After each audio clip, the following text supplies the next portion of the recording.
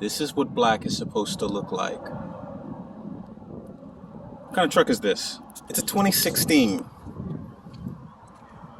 2016, the black is back on track. Paint and body shop had it all swirled up, had it all scratched up, and now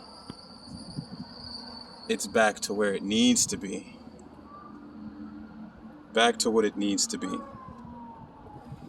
What did I do to it? Well, I put Ceramic Pro on it. 4 applications of 9H, 1 application of top coat.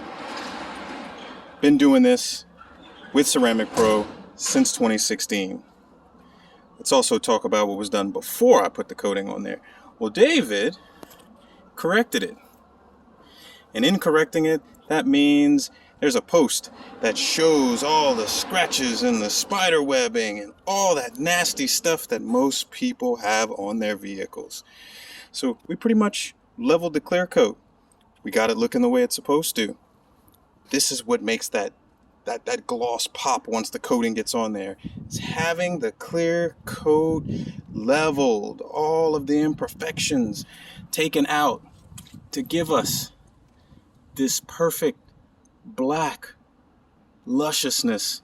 This gloss, I swear, is lovely. But yeah, who's next?